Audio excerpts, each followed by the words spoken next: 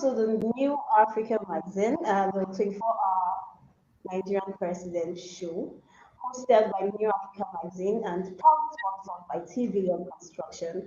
So today we're having a very amazing guest here with us. She's a barrister, one that has walked the walk. So she's not just going to be talking the talk. She has walked the walk. And I'm sure that she's going to be sharing from her well of wisdom. Thank you so much, Barrister Eno Samson, for availing us this opportunity to have you here on our live show. We really do appreciate it. Thank you so much, ma'am. Thank you. Thank you for having me. First of all, let me just clarify, because I know in Nigeria, everybody's a barrister who's been to law school. I have indeed been to law school and I have practiced as a lawyer and I'm still practicing as a lawyer. But as you know, in Nigeria, every lawyer is a barrister. In the UK, we're either barristers or solicitors. I am a solicitor at law. In America, as you know, every lawyer is equally a barrister. So I do understand that everybody calls me a barrister, but I'm a solicitor at law in the UK. I just wanted to clarify that for the purpose of, clarity. Okay. It's nice to be here, Favor.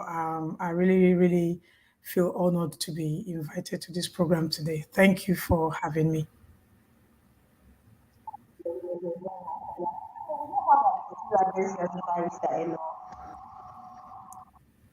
The line is a bit shaky. I can feel some feedbacks. It's not very clear. I can hear you. I can't hear you clearly. I don't know what's going on. Okay. I think you might need to be closer to your mic. Let me try adjusting. Okay, that sounded better. So I asked earlier if you have me still address you as barrister, Well, you can address me whichever way you wish to.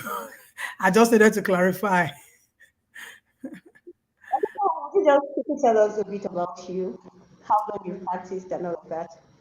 Well, a bit about me, like you already know my name. My name is, I prefer to go by Mrs. Eno Samson. I'm not a title person. I don't get freaked out by titles. I am a solicitor at law. I am equally a consultant. I am a producer. I produce short films. I've not done quite a lot, but I've done some. I actually am the founder of the Rebrand Niger Delta project, where I actually work with women, disenfranchised women, children, and the youths. As you know, what's going on in the Niger Delta, the instability. So my project essentially is to work with these people to see that we can bridge the gap of the, instability within the region, and actually introduce programs. We do outreaches, actually rebranding the communities and ensuring that people have the access to certain capacity building projects. Other than that, what else do I do? Let me say I'm a relationship builder. I wear a lot of hats. Let me just put it that way. Well, it's so beautiful, you wear all of these hats and then they're sitting really pretty on you. So how are you able to combine all of this? Family, and every other thing you do. How are you able to combine all of this? Well, and ensure that well balanced talk. Grace, I would say. Grace. You need grace. Initially, when I started out, I was very afraid. I mean, and I say this to say that a lot of people get a bit worried when they think, oh my God, I am this or I am that. How do I do this one? What time do I have?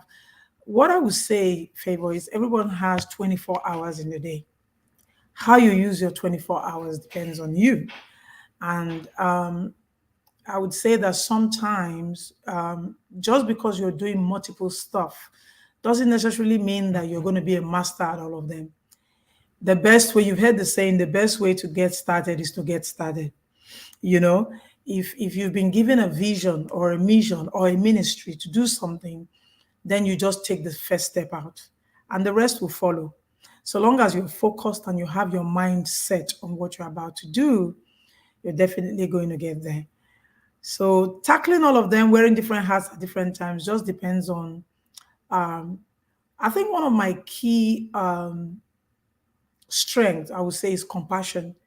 If you have compassion, you are able to do these things. For instance, with the Rebrand Niger Delta project, I'll use that as an example. I started that many years ago. Like I say, I've been in the nonprofit sector for more than 20 years.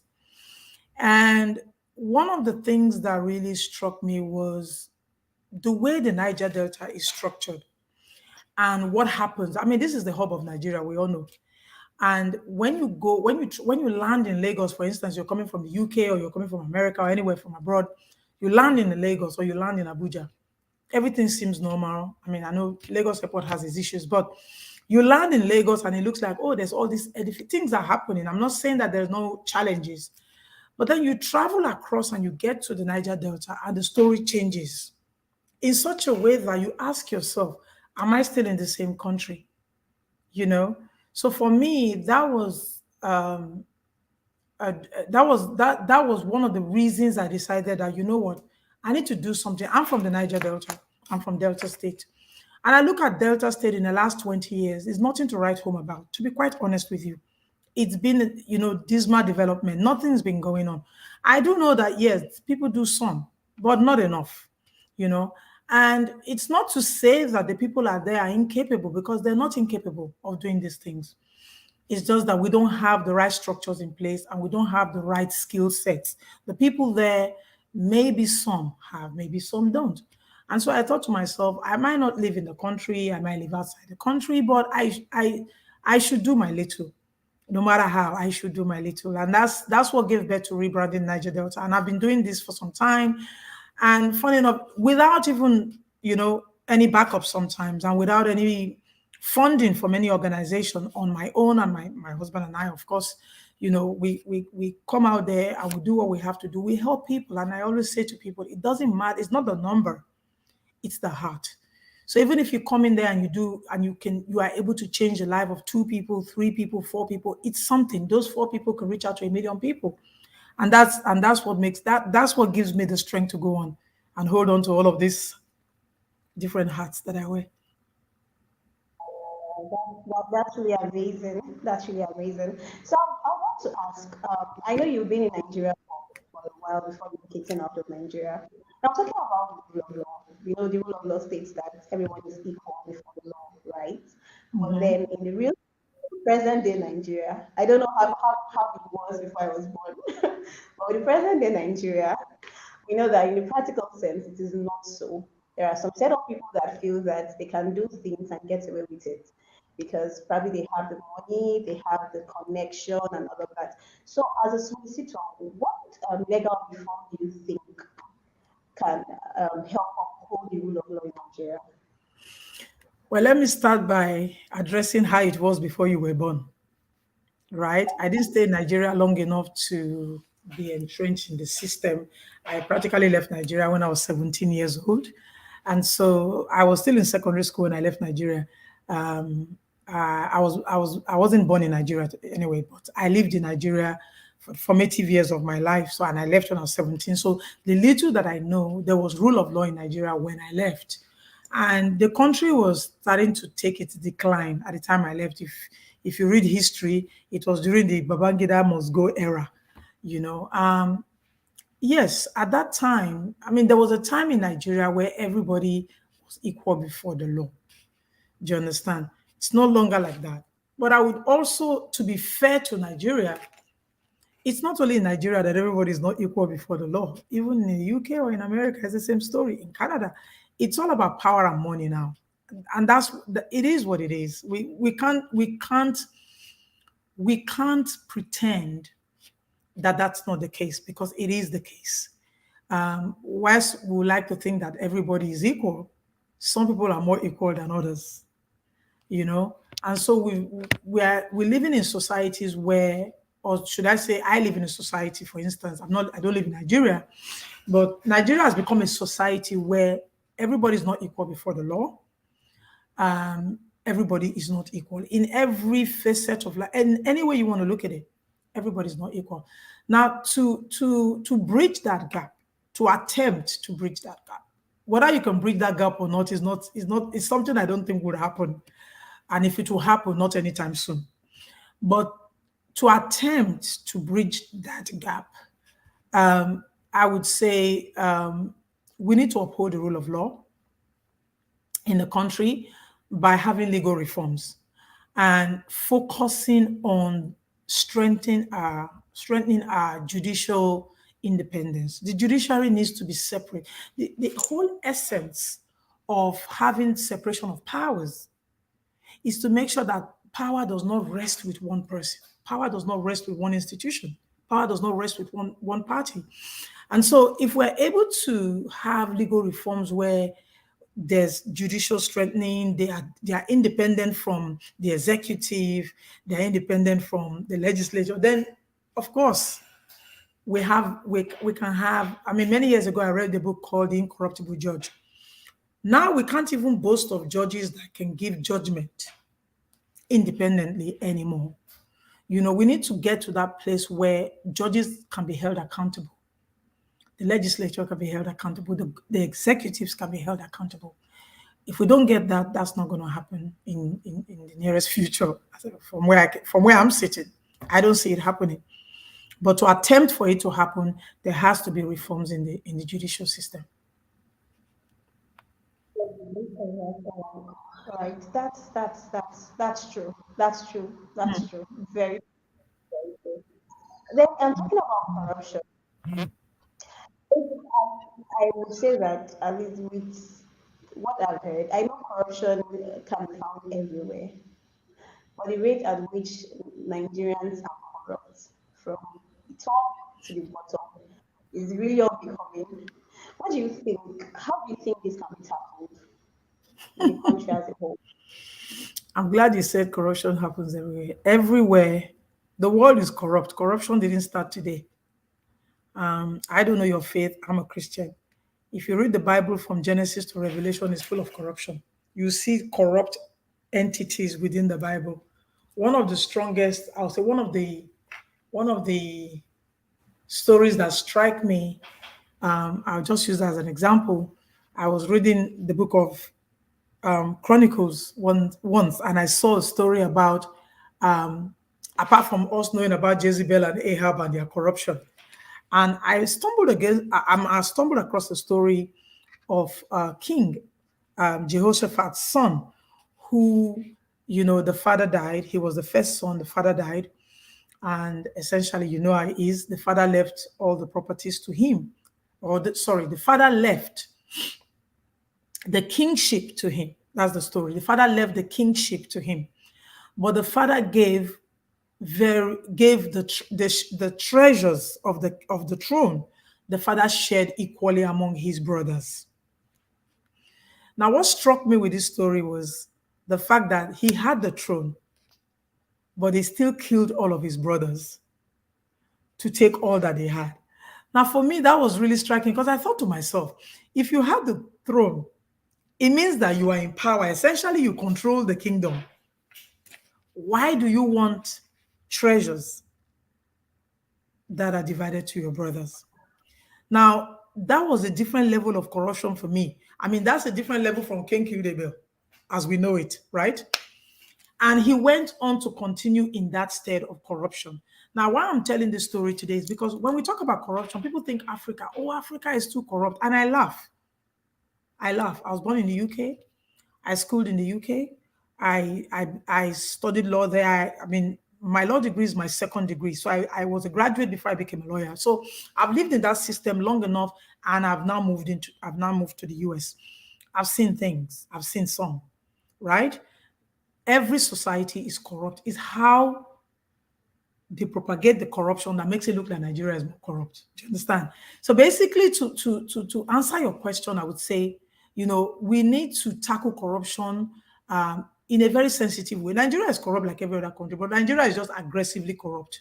We just don't know how to hide our corruption. We everywhere is corrupt, but people are sensitive about it. What they do there is very systematic. But we're not systematic in doing things. We just come out aggressively and get it done. And so everybody just sees us and say, oh, we wear our corruption on our shoulder, which is really crazy. But to tackle corruption will require I would say, comprehensive approach, including, strengthening anti-corruption institutions, making sure that, we're promoting transparency, in public administration, if you get my meaning. We have to foster culture of accountability. People are not accountable. You don't get to steal money and say monkey swallowed it or a snake swallowed it or the building just caught fire. There are some things that we see from this end of the world that we're really shocked that will not happen anywhere. No matter how corrupt any nation is, monkeys don't swallow money in America. They don't swallow money in Canada. They don't swallow money in the UK. Why is it only in Nigeria? Even in Ghana, monkeys don't swallow money. Do you understand? The level of Nigeria corruption is becoming a joke.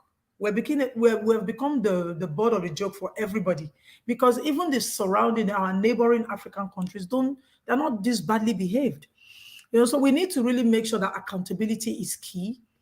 And also we need to ensure that, we have protection for whistleblowers. Not that, that people can be very, very spiteful. They'll come and say, oh, I'm a whistleblower. And it can just be somebody just trying to fulfill their own vendettas. But we need to make sure that we encourage whistleblowing, and investigative method of whistleblowing is very essential. Let's know that this allegation that is coming forward is investigated. Not that, we need to just come out and somebody has come to blow the whistle and so it's true. No, find out first. Also, there's something we do that we need to stop in Nigeria. We need to stop parading criminals before cameras. It doesn't help.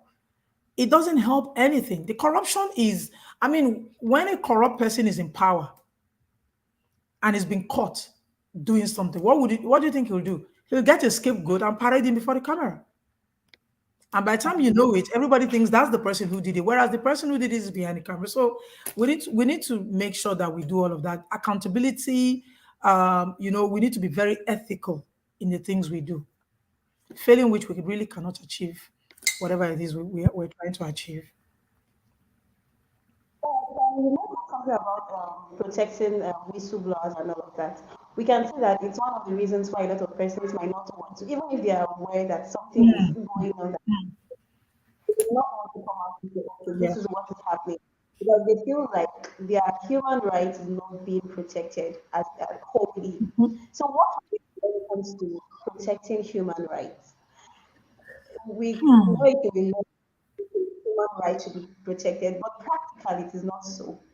There are times that people just let things go, not because they are satisfied with it, but because they know that even if they go ahead to want to fight for what is theirs, they may end up losing so much more than what they lost already. So, what do you think can be done? Well, again, I'll go back to strengthening our legal framework. In every society, there should be law and order. If we have law and order in the country, and people abide by these laws, then I don't see how human rights should be a problem. The only reason why people's human rights are being infringed upon is simply because the laws are not obeyed. People do things and believe that they can get away with it. There are no consequences. Somebody blows the whistle on a corrupt official, for instance, a corrupt elected official, and that corrupt elected official decides, I have the power to quash you or squash you, right? I have the power to bring you down. And he does it. And before the eyes of the law, he's too big to be taken down. What do you think would happen? But if that elected official goes after an ordinary man for whistleblowing, and the law catches up with him and brings him to book, that will put the fear of the law in people. So everything we're talking about in Nigeria rests with the judiciary.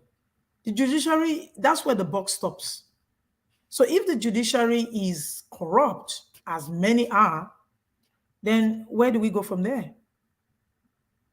They are the advocates, they are the judge and jury and the lawmakers of the society. They're the ones that decide this is how the society should run.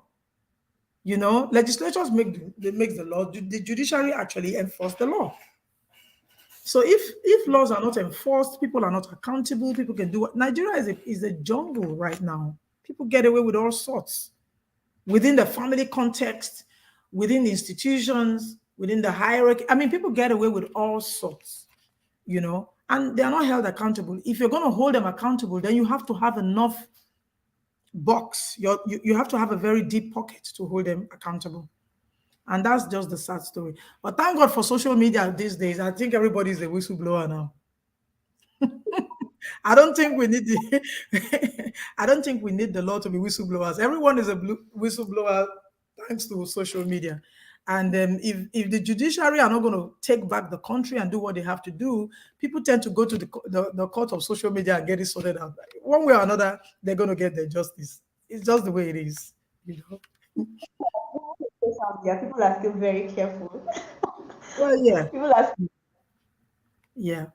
People are careful, but also people know now that there are social media is not confined to Nigeria. It's not confined to Nigeria. It's something that somebody goes online, says one thing, and 10 million people have gotten it across the globe. It's a very dangerous thing. So people are careful not to misbehave. Even though some people are just they sin with impunity, they do these things, they really don't care. At the end of the day, karma is just sitting around the corner. And social media does help sometimes. It does. I mean, it gets people to listen. It's open to the world. And so when somebody feels constricted, when somebody feels like I'm not getting heard, nobody's hearing me, you know, everyone is against me, they head off for what they can, wherever it is they can get the help from, they go there and get the help. Because what's the hope of the common man with the judicial system in Nigeria? There's no hope, really.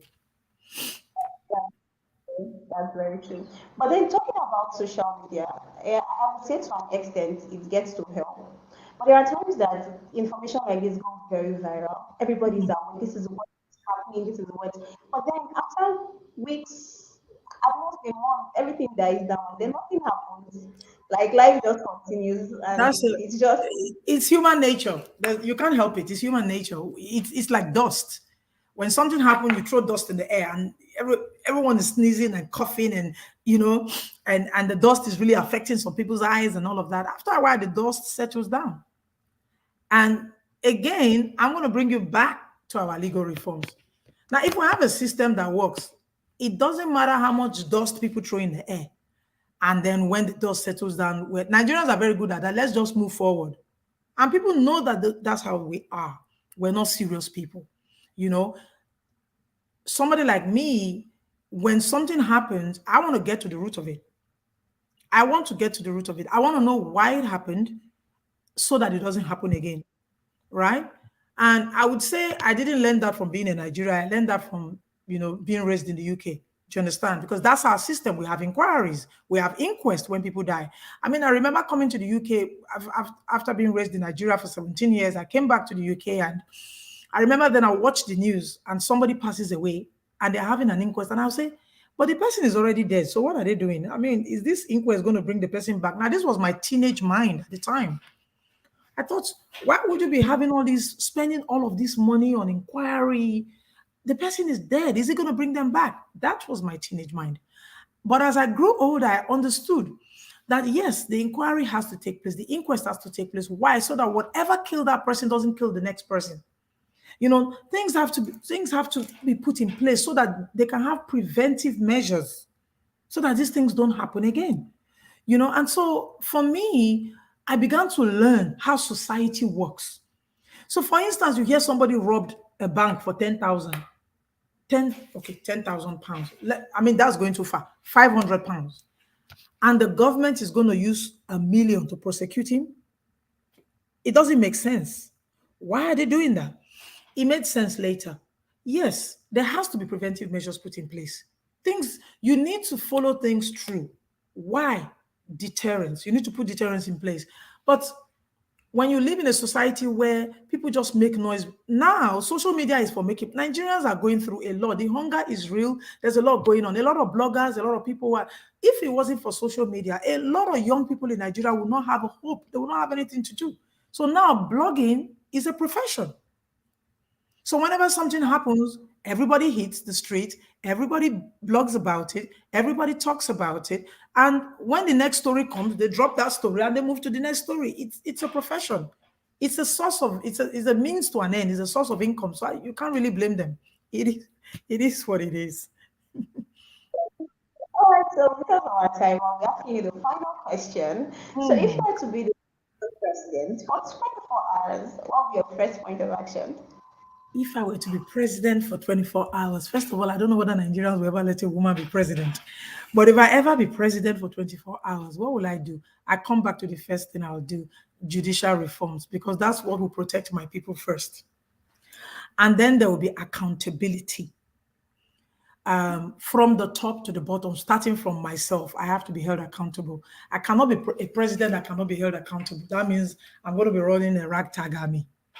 And then after that, I'm going to have to secure lives and properties because that's very important. If everyone is dead, as everyone is dying in Nigeria right now through kidnapping and everything, who are you going to rule? So you're going to first preserve the life of people and their properties, keep people safe. And I think the last thing I'm going to do is reforms in healthcare. Health is very important. You need to be healthy to be a president. You need to be sane and be well to do anything right. So I think healthcare is a big issue for me. I mean, I went as far as doing a program in healthcare, health regulations, and so that's a big thing on my heart. One day, someday, I should be in Nigeria working with health regulation authorities. I hope, because I think there's not a lot of regulations in that sector. And people are dying like flies in Nigeria. And it really breaks my heart when I open the news or I go on social media and I see that another one has bite the dust. We've lost a lot of very influential, great minds to very, very, simple ailments, things that can be avoided. People dying in childbirth, people dying in a crash, a plane that's already landed on the floor, landed on the ground, and somebody dies on that plane. It doesn't make sense. If the person is not dead when the plane, they should be able to, you can rescue them, get them to a hospital on time, they may live.